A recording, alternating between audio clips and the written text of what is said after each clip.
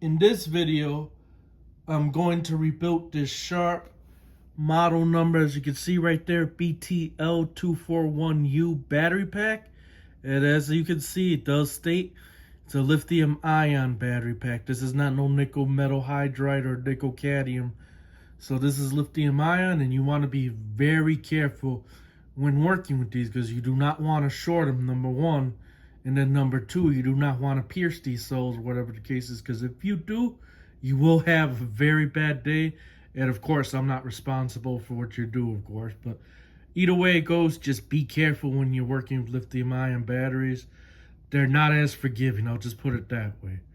Now, one thing you do want to definitely save, of course, is the battery management system, which is the BMS board right here. Well, I'm also going to go ahead and try to save as much of this nickel stripping if I can, because then I'll have to grind this down with solder, new one, and put it at that angle, whatever the case is. So if I can salvage that, I will salvage that. And we're going to remove these old cells. You never want to go and try to revive old lithium ion cells and stuff, especially when they hit below 2 volts, and especially if they hit below 1 volt, because they can internally short and so forth. And you could have a very bad day. So I went ahead and purchased 2 new cells, as you can see right there. And those are going to be replacing these Panasonic cells that's in here right now. Now, the reason why I am rebuilding this pack versus just buying one, because you can't find this pack. And this goes to one of my Sharp, ViewCam, the Hi8 one that I just fixed. And unfortunately, there is no battery packs, not even aftermarket ones, that's available for that camcorder. They long since stopped making them. The only ones maybe you might find is a used old stock, but you never go ahead, those never work. So the only other choice is to resell it, and that's what I'm going to do. So I went ahead and found some 16500 batteries, which is the size pretty much on them. When they say that, when they actually say the size, they tell you the diameter and of course the length of the cell and stuff like that. That's what those numbers mean. But those are cells that's going to go back into it. And here you go. So you can see if you want to go and order them. And actually there, it says 18490. So it might be a little bit smaller actually. But either way it goes, it should fit perfectly into this casing. We'll have to see. I hope it's not too big, but we'll go and test fit it and so forth. So I went ahead and put the cells into the casing just to make sure they'll fit. And yep, it's a perfect fit. So we're going to go ahead and I'm going to go and start removing these cells. These cells are wired in series, so just keep that in mind when you're rewiring them. And before I go and tear this apart, I'll show you how it's wired. Obviously, this is going to be the positive, that's going to be the negative. This here is probably going to be the balance side of it, so that way you can check what the one cell voltage is at.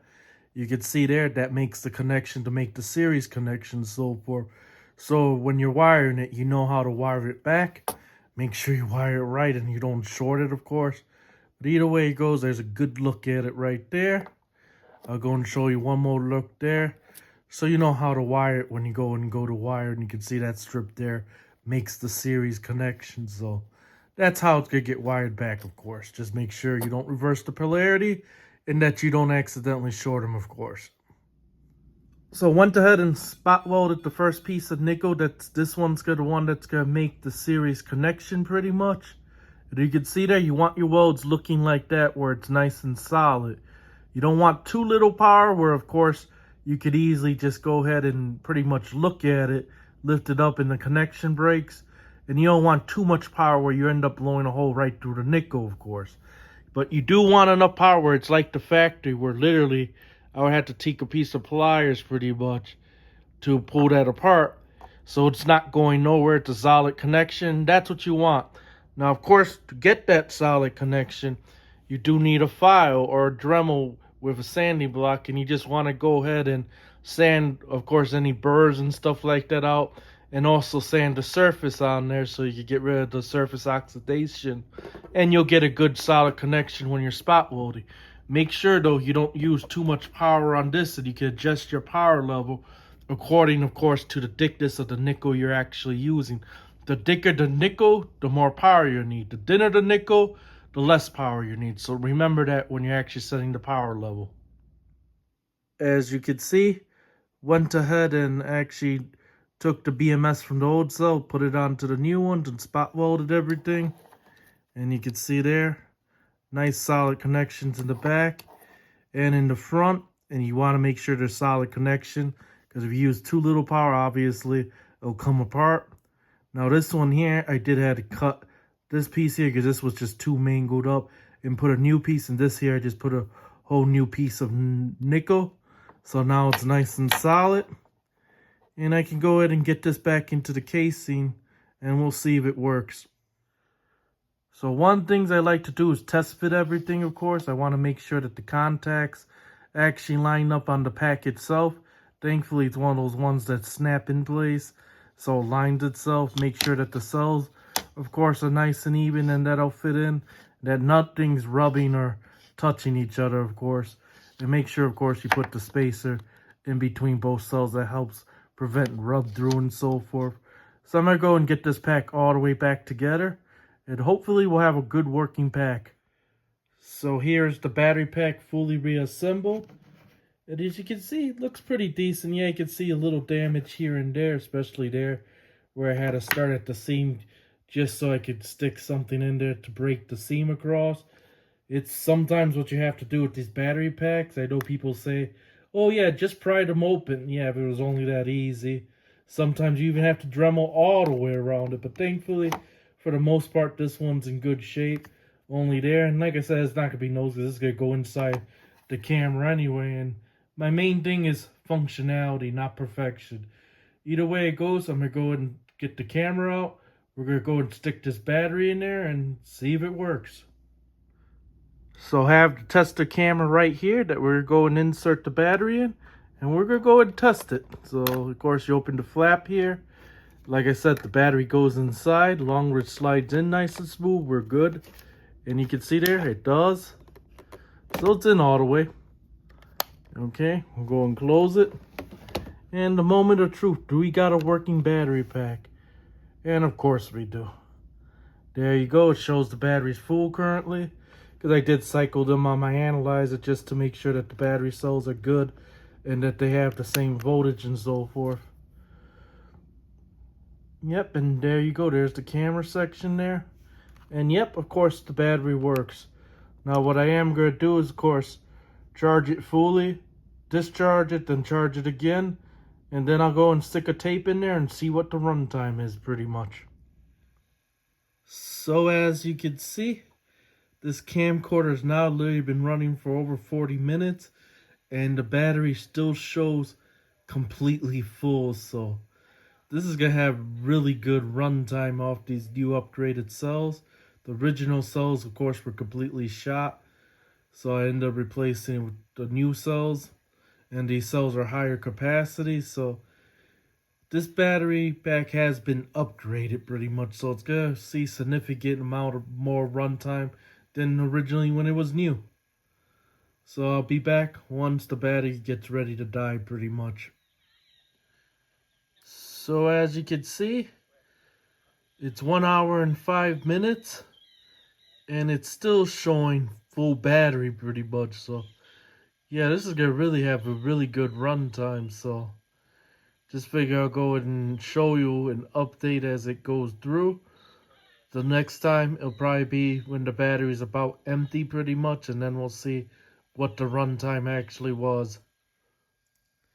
So went ahead and started the tape all over again because it ran for the full 2 hours, and it actually auto rewinded once it hit the end. So I ended up just pushing play again, and we'll see where it ends. It just add that time to the 2 hours it originally ran for already. So here you go, the battery's about to run flat finally. It literally ran the tape for the full 2 hours, auto rewinded, then I went ahead and restarted it again, and it did another 34 minutes. So literally done over 2 hours and 30 minutes, easy, plus the time it took to rewind and stuff like that. So quite impressive. It did almost double the original capacity that this battery would have done when it was brand new. So of course the reason for that is because I used higher capacity cells. I went with 2000 milliamp hours and the original cells were only rated at 1100 milliamp hours. And yes, I actually did throw the cells in my battery analyzer. And what the battery analyzer does is it'll fully charge it, then it'll discharge it. It'll give you the discharge, of course, capacity and stuff. And it loops it 3 times, and it also does nice fancy graphs and stuff for the charge curve and all that. It also tells you the internal resistance and everything else too as well, which it also does have a separate 4-wire, AC method that you could also measure the cells too with that analyzer stuff. It's actually a pretty nice analyzer.